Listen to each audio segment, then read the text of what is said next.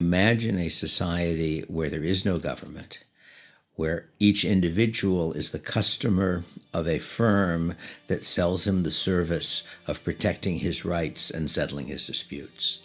And this raises an obvious problem, which is if I have a dispute with you and we have different rights enforcement agencies, different firms, how do we settle the dispute? And people imagine that it can't possibly work because the two firms end up fighting each other. And my response to that is that warfare is expensive. It produces rather unpredictable results. So from the standpoint of both firms, it makes much more sense to agree on a private court, an arbitration agency that will settle disputes between them and whose verdicts they will abide by. And then the question is, what enforces that agreement, given that in this imaginary society there is no government to enforce contracts?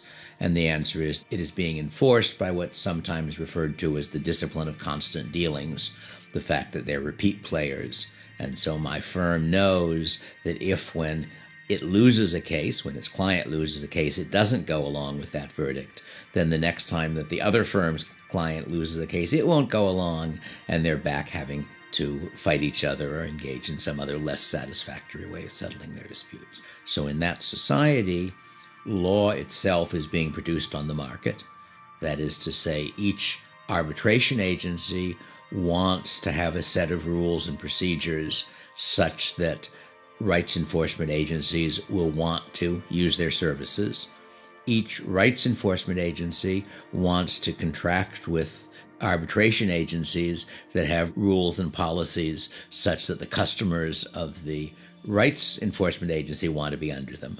So in effect, you've got a market where people are trying to design legal systems for customers. You might argue the same thing is true in a democratic political system, that the laws are made by a legislature and the legislators want to do things the voters will like.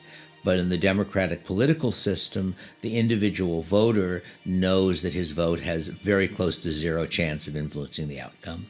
It therefore is not in his interest to devote much time and energy to figuring out what the law should be or whether his representatives have done the right things. So that means that in order for the individual voter to do what democracy, in a sense, expects him to do, he's got to bear sizable costs, and he gets essentially no payoff for doing that. And generally, people are very reluctant to do things that are expensive and do them no good, so they don't. Whereas in the system I'm describing, the individual has to some degree the ability to choose what rights enforcement agency and what set of laws he's under. The individual consumer has a rational incentive to be reasonably well informed and to act on that information.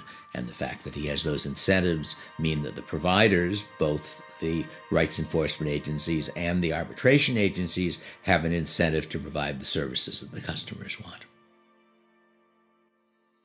If you'd like to see more videos like this, support Thomas on Patreon